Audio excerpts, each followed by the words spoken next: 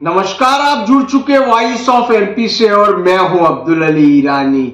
मैं अभी मौजूद हूं राज्यसभा सदस्य बंसीलाल जी गुर्जर साहब के साथ, जिन्हें दिग्गज किसान नेता भी कहा जाता है। लोकसभा चुनाव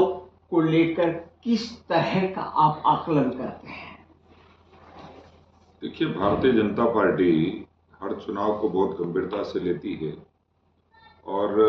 5 वर्ष भारतीय जनता पार्टी चुनावी मोड पर रहती है। हम इस लोकसभा चुनाव को बहुत विशेष मानते हैं क्योंकि आने वाले भविष्य के भारत के लिए चुनाव बहुत जरूरी है। और जैसा माननीय नरेंद्र मोदी जी ने कहा है कि भारतीय जनता पार्टी इस बार 370 पार जाएगी और एनडीए 400 पार जाएगा। तो हमारे लिए हर एक सीट बहुत महत्वपूर्ण है और हर सीट पर नीचे तक पहुंच करके और हम तैयारी कर रहे हैं और भारतीय जनता पार्टी चुनाव जीते उसके लिए पूरी कोशिश कर रही है। सर, 370 पार या 400 पार का जो नारा दिया जा रहा है, इसमें किसान को आप कहां पाते हैं? इस देश में 75% से ज्यादा लोग गांव में रहते हैं। 65% लोग जो है वो खेती करते हैं और नरेंद्र मोदी जी की सरकार ने पिछले 10 वर्षों में देश के किसानों की माली हालत सुधरे, देश के किसानों का जीवन बेहतर हो, इसके लिए नरेंद्र मोदी जी की सरकार ने बहुत सारे काम किए हैं और उन कामों के बूते पर हम कह सकते हैं कि भारत का किसान नरेंद्र मोदी जी के साथ है और पूरे ताकत के साथ वो भारतीय जनता पार्टी को वोट करके और 370 पार में मोदी जी का साथ है। किसानों की आय दुगना करने का वादा किया गया था, क्या आप मानते हैं उस दिशा में बढ़ा गया है? देखिए, ये मात्र एक घोषणा नहीं है। माननीय नरेंद्र मोदी जी जब 2014 में सरकार में आए थे, भारतीय जनता पार्टी की सरकार बनी थी, तो नरेंद्र मोदी जी ने आर्थिक सर्वे कराया और उस सर्वे के माध्यम से ये जानने की कोशिश की कि देश की अर्थव्यवस्था में हमारे किसानों की स्थिति क्या है, हमारा किसान कहाँ खड़ा है। तो उस समय का सर्वे ये बोलता था 2014 का कि देश की जीडीपी जितनी भी है उस जीडीपी में 2014 में किसानों का रोल केवल 14.25% था। और इसीलिए नरेंद्र मोदी जी ने एक कमेटी बनाई, मंत्री समूह बनाया और उस मंत्री समूह को ये कहा गया कि भाई आप किसानों की आमदनी कैसे बढ़ेगी, इसके लिए विचार करिए और विचार करके योजना बना करके सरकार को प्रस्तुत करें ताकि किसानों की आमदनी को बढ़ाया जा सके। तो मंत्री समूह की ने जो रिपोर्ट भारत सरकार को दी, उस रिपोर्ट के आधार पर नरेंद्र मोदी जी ने 2016 में घोषणा की थी कि 2024 के आते आते हम किसानों की आमदनी को दुगना करने का काम करेंगे। आज मैं कह सकता हूं कि 2024 है और 2016 से लगा करके और अभी तक भारत के किसानों का जीडीपी में जो रोल है, जो 2014 में 14.25% था, आज वो बढ़कर के लगभग 23% के करीब जा रहा है। हम बहुत तेज गति से दुगनी आमदनी की तरफ जा रहे हैं और ये भारत का आर्थिक सर्वे बोलता है, केवल मैं उसको जुमलेबाजी नहीं कह रहा हूं। क्योंकि नरेंद्र मोदी जी ने जिस तरीके से देश के किसानों के लिए काम किया है, जिस तरीके से लागत खर्च के आधार पर मूल्य निर्धारण करने का काम किया है, जिस तरीके से एमएसपी को उन्होंने बजट प्रावधान करते हुए एमएसपी पर खरीदी सुनिश्चित की है, जिस तरीके से हर वर्ष लागत खर्च निकाल करके और लागत खर्च पर 50% मुनाफा जोड़ करके और एमएसपी देने का काम भारत की सरकार कर रही है, उसका बड़ा प्रभाव किसानों की आमदनी पर हुआ है। और उसके साथ ही साथ जो मिस हैंडलिंग एक्सपेंसेस है वो कहीं से पूरे ना हो, तो उस बात को सोचते हुए नरेंद्र मोदी जी ने भारत के किसानों के लिए प्रधानमंत्री किसान सम्मान निधि योजना प्रारंभ की और उस योजना के माध्यम से किसानों के पास आज तक 3 लाख करोड़ से ज्यादा की राशि पहुंच चुकी है, ये बड़ी मददगार है किसानों के लिए किसान सम्मान निधि योजना, प्रधानमंत्री किसान सम्मान निधि योजना, और इसके माध्यम से भी किसानों की आमदनी में इजाफा करने में सहयोग मिल रहा है। अफीम किसानों का मुद्दा लोकसभा चुनाव में गरमाया हुआ है, क्या कहेंगे सर? किसानों का क्या मुद्दा है?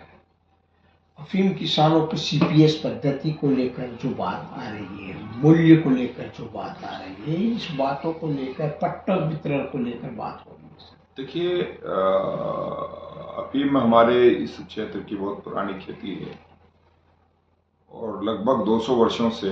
हमारे इस क्षेत्र का किसान जो है अफीम की खेती कर रहा है और वो गवर्नमेंट के नियंत्रण में लाइसेंस पद्धति के आधार पर खेती होती है। स्मगलिंग को रोकने के लिए और लोगों तक नशे का बुरा प्रभाव ना हो, उसको ध्यान में रखते हुए सरकार ने सीपीएस पद्धति पर अफीम की काश्त कराने का निर्णय किया और उसका परिणाम ये हुआ है कि आज डायरेक्ट अफीम निकालने के लाइसेंस कम हैं और सीपीएस के लाइसेंस ज़्यादा हैं। तो निश्चित ही इससे ये तो कहा जा सकता है कि कुछ रेशो में स्मगलिंग पर रोक लगाने का कोई न कोई रास्ता मिला है और भारत का किसान, हमारा इस मालवा अंचल राजस्थान का किसान खेती कर रहा है और सीपीएस पद्धति पर भी खेती करते हुए वो सरकार को निर्धारित मात्रा में अपनी अफीम के जो डोड़े हैं वो जमा कराने का काम कर रहा है। सीपीएस पद्धति बंद करने की किसान मांग कर रहा है सर। दूसरी बात यह है कि क्या आप अब दिल्ली में हैं कि दिग्गज किसान नेता है सर, जो किसान लुनाई चिराई की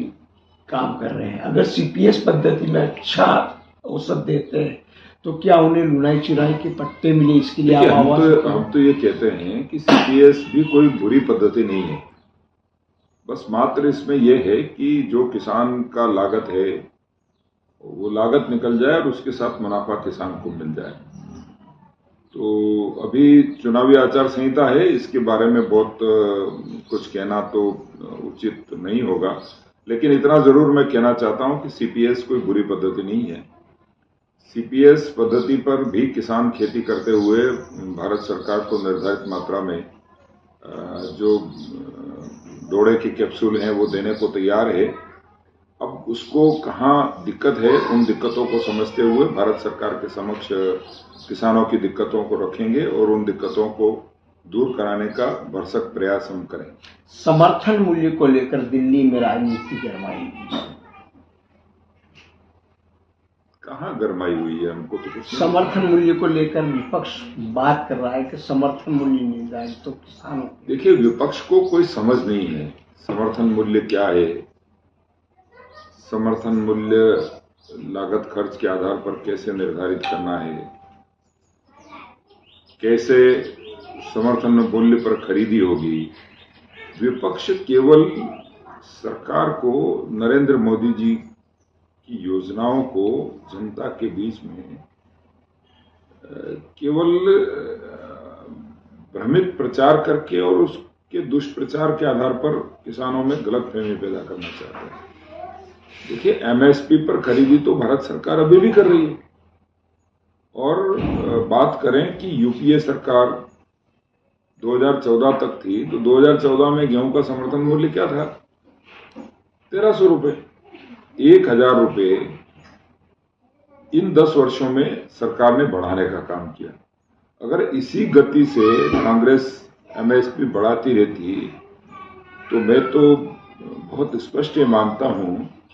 कि किसी जमाने में 1 क्विंटल गेहूं देकर के और 1 तोला सोना खरीदने की स्थिति में किसान था। अगर कांग्रेस की सरकार, यूपीए की सरकार और जो विपक्ष जो गैर भाजपाई सरकारें रही है,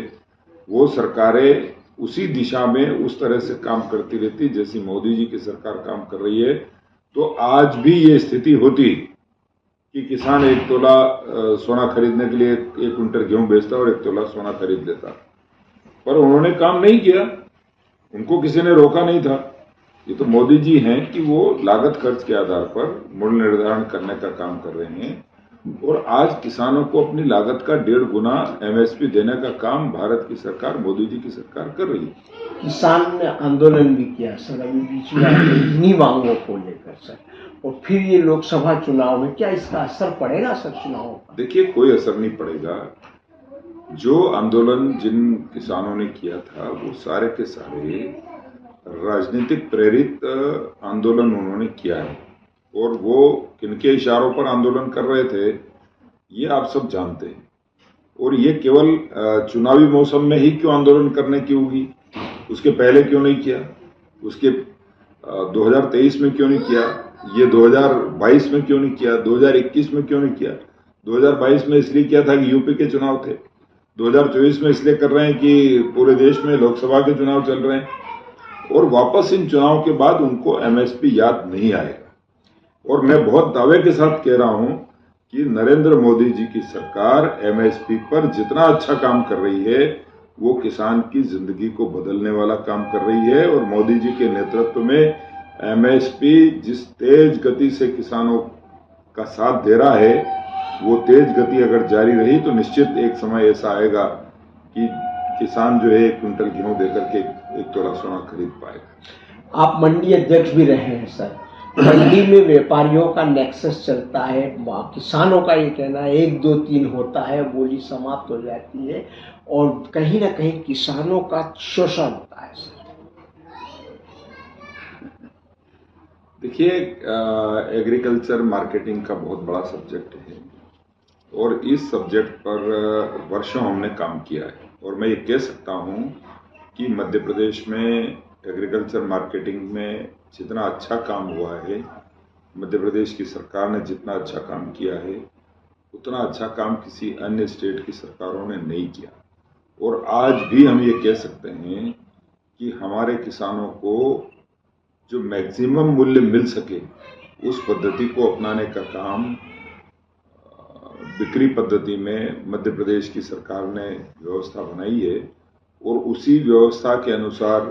कृषि उपज मंडियों में किसानों की कृषि उपजों की बिक्री हो रही है, और किसान मैक्सिमम जो मूल्य लोकल मार्केट में हो सकता है वो मैक्सिमम मूल्य प्राप्त करने का काम कर रहा है। नरेंद्र मोदी जी ने इसमें एक बड़ा काम किया है कि उन्होंने ई-नैम नाम की एक पोर्टल प्रारंभ किया, और उस पोर्टल के माध्यम से पूरे देश का, पूरे विदेश के सभी भाव जो है किसान को प्राप्त हो जाते हैं, और किसान इस बात का निर्णय कर पाने में उसको सुविधा मिलती है कि कौन सी मंडी में मेरी उपज अच्छे भाव में बिकेगी, तो वो निर्णय करके अच्छे भाव में उस मंडी में ले जा करके अपनी उपज बेचे। इसका विकल्प भी नरेंद्र मोदी जी की सरकार ने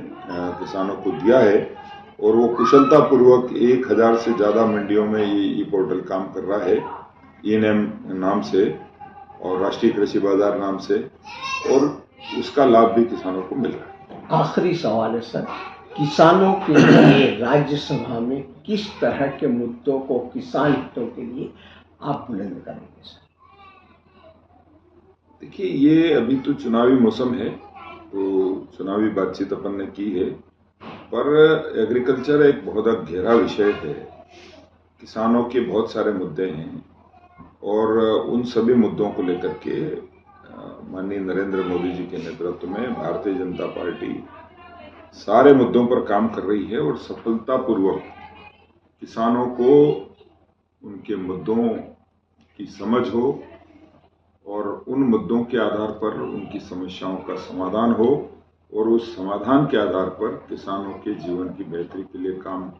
हो सके, इसके लिए हम काम करें। किसानों के जीवन की बेहतरी के लिए काम हो सके, इसके लिए हम काम करेंगे, यह कहना है राज्यसभा सदस्य और दिग्गज किसान नेता बंसीलाल जी